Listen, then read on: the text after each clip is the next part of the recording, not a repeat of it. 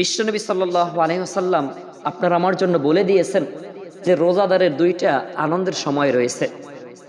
সম্মানিত হাজিরিন, আমি হাদিস বর্ণনা করতেছি বুখারী শরীফ থেকে।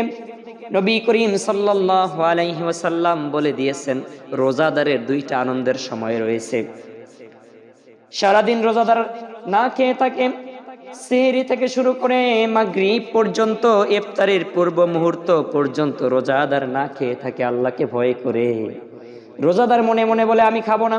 ইবনু মাজার ভিতরে বর্ণনা পাওয়া যায় বিশ্বনবী সাল্লাল্লাহু আলাইহি ওয়াসাল্লাম তিনি তার পাক জবানে বলে দিয়েছেন প্রতিটা জিনিসের একটা জাকাত রয়েছে, আর শরীরের জাকাত হলো রোজা। বলেন না সুবহানাল্লাহ। শরীরের জাকাত কি? রোজা। এই যে রমজান মাস আপনার আমার জন্য আল্লাহ রাব্বুল আলামিন ফরজ করে দিয়েছেন, কালামুল্লাহ শরীফের ভিতরে বলেন কুতিবা আলাইকুমুস সিয়ামু কামা কুতিবা আলাল্লাযিনা মিন ক্বাবলিকুম লাআল্লাকুম তাত্তাকুন। যে আমি এই রোজাকে ফরজ করে দিয়েছি যারা ঈমান এনেছে তাদের উপরে, পূর্ববর্তী নবী রাসূল গণের উপর এবং তার উম্মতের উপরে এই রোজা ফরজ ছিল, এবং এই জমানার উম্মাহ এবং নবীর উপরে এই রোজাকে ফরজ করে দিয়েছে। জোরে বলুন সুবহানাল্লাহ। হে যারা ঈমান এনেছো, যারা আমাকে ভয় করো, ইয়া আইয়ুহাল্লাযিনা আমানু, যারা ঈমান এনেছো, কুতিবা আলাইকুমুস সিয়ামু কামা কুতিবা আলাল্লাযিনা মিন ক্বাবলিকুম লাআল্লাকুম তাত্তাকুন, তোমাদের উপর রোজাকে আমি ফরজ করে দিয়েছি যেমনি ভাবে পূর্ববর্তী উম্মার উপরে, পূর্ববর্তী নবীদের উপরে রোজা ফরজ ছিল। জোরে বলুন সুবহানাল্লাহ। সম্মানিত হাজিরিন, এই রমজান আপনার আমার জন্য একটা শ্রেষ্ঠ মাস। আল্লাহ রাব্বুল আলামিন তার বান্দাকে দিয়ে দিয়েছেন ক্ষমা করানোর জন্য। রমজানকে তিনটা ভাগে ভাগ করা হয়েছে। এক, রহমত, মাগফিরাত, নাজাত। প্রথম 10 দিন রহমত, এরপরে মাগফিরাত, এরপরে নাজাত। রহমত দিয়ে আপনাকে আমাকে আল্লাহ রাব্বুল আলামিন আজ পর্যন্ত বাঁচিয়ে রেখেছেন। এরপরে আল্লাহ রাব্বুল আলামিন আপনার আমার জন্য মাগফিরাত কামনা করেন। এরপরে আল্লাহ রাব্বুল আলামিন আপনাকে আমাকে এই 30টা রোজাকে পর্যবেক্ষণ করে নাজাতের ব্যবস্থা করে দেয়। যারা বলুন সুবহানাল্লাহ।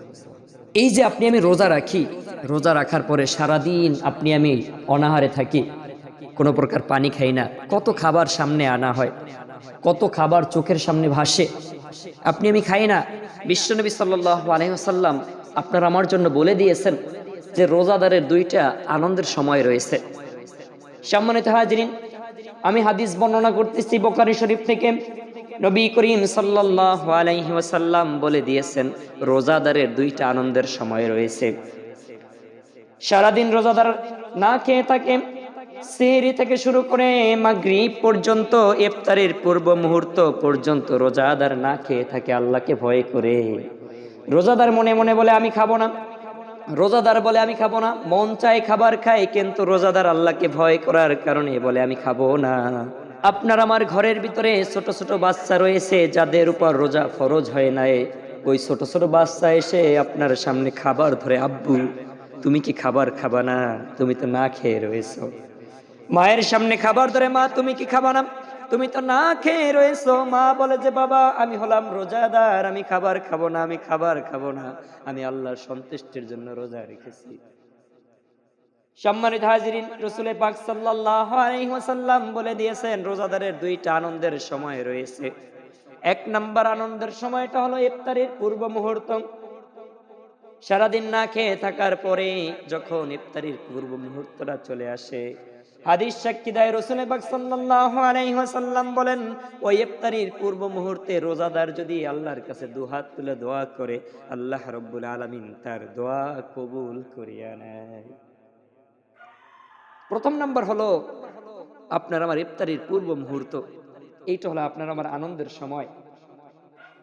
আপনি আমি তো দুনিয়ার খাবার পেয়ে আনন্দিত হই যে আমি এখনই খাবার খেতে পারবো, এখনই আমার পেটের ভিতরে পানি যাবে, এখনই আমার পেটের ভিতরে খাবার যাবে। কিন্তু আল্লাহ রাব্বুল আলামিন তো আপনার চাইতে হাজার হাজার কোটি কোটি গুণ খুশি হয়ে যায়, বলে যে আমার বান্দা রোজা রেখেছে, আমার বান্দা সারাদিন না খেয়েছিল, এখন খাবে। সম্মানিত হাজিরিন, 2 নাম্বার আনন্দের সময়টা হলো বিশ্বনবী সাল্লাল্লাহু আলাইহি ওয়াসাল্লাম তার পাক জবানের ভিতরে বলে দিয়েছেন, তিনি ডাক দিয়ে বলেন হে উম্মত রে আমার, তুমি যদি সারাদিন রোজা রাখো, রমজানের 30 রোজা তোমার জন্য ফরজ করে দেওয়া হয়েছে। তুমি যদি রোজা রাখো তাহলে তোমার সাথে আল্লাহ রাব্বুল আলামিন কাল হাসরের ময়দানে সরাসরি মোলাকাত করবে, সরাসরি দেখা দিবে।